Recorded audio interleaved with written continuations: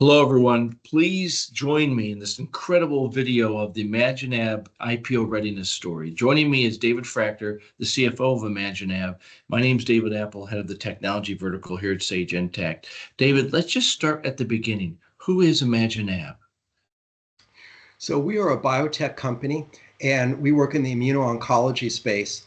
And while a lot of improvement has been made in the treatment of patients with solid tumor cancers, those treatments usually take clinicians 6 to 9 months to find out whether they're working or not.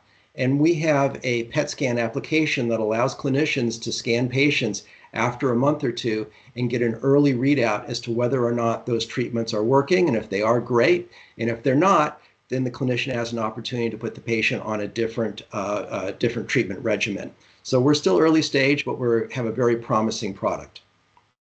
What an incredibly important mission and technology that you're building. And for everybody, there's a journey then what David's role and his team's role on funding and communicating how the company's doing against that journey. So the slide starts on the left-hand side and each topic from left to right. And David, can we just start at the beginning of what was going on before in the finances that led you to want to create IPO Readiness? So as a biotech company, we're constantly raising money because that's what bio companies do. We fund research, in this case, our own research. So we wanted to be ready for IPO in case we decide to go down that route. We didn't want to shut ourselves out on the opportunity to tap into public markets. Previously, we were using QuickBooks, and so a lot of things were being done manually. But when we went to Sage Intacct, we got better segregation of duties, which is important from the perspective of not getting nasty notes back from your auditors. We try to avoid those. We've had clean audits for 4 years, so that's been important. And some CPA firms are saying that QuickBooks is not consistent with being SOX compliant. So we made a lot of improvements by transitioning from QuickBooks to Sage Intacct.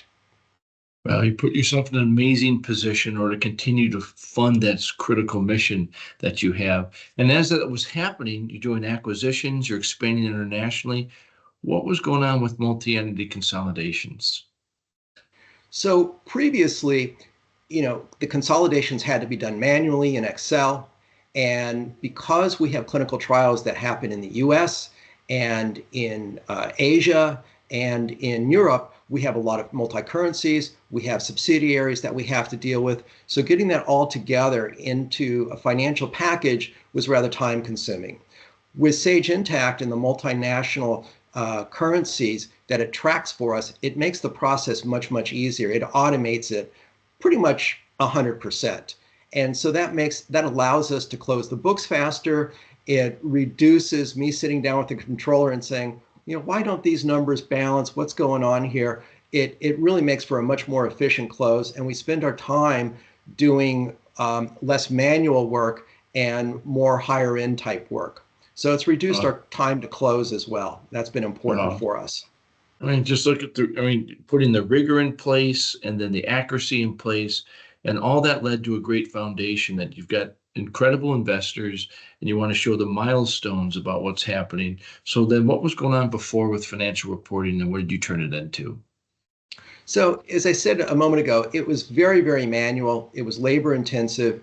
And now it's much more automated.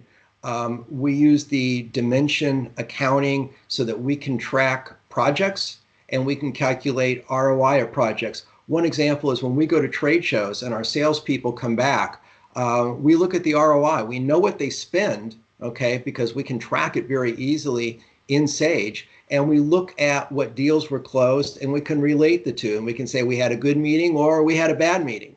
So that's very important for us.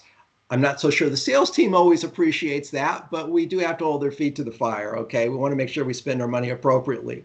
But and then in terms of financial reporting, besides allowing us to present information to our board and senior management with a lot of detail, we can also sit down on a quarterly basis or sometimes monthly with our department leaders, and we can say, okay, this is what you did, this is what the budget was, this is what the differences were. Let's talk through this and let's recast our budget and going out 12 months. We do 12 months budget recasting every quarter. So we can then talk about what we did, why we did it, and then we can project out into the future. And that information all goes up to senior management as well as to the board of directors.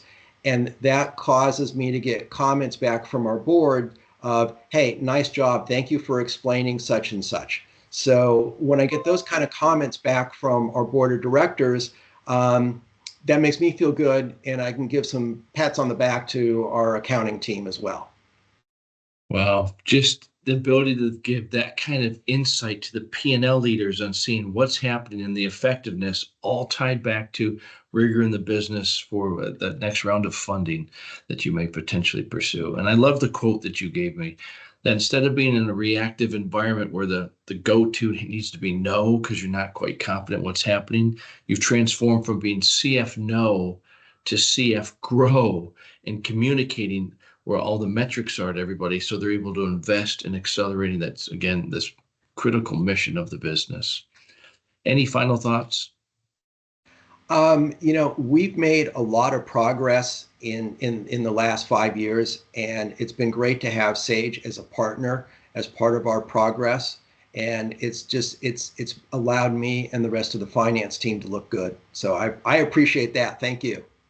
Well, we appreciate you being our customer. We really appreciate RKL eSolutions being your partner in success and pulling all of this together to have that kind of sense of professional success and pride. And if all of you hope this helped you in learning a little bit more about what your path could look like, David's issues or as everyone's issues, and then the outcomes, though, are very potential within your reach. If you want to learn more, simply go to tinyurl.com/SageIPO.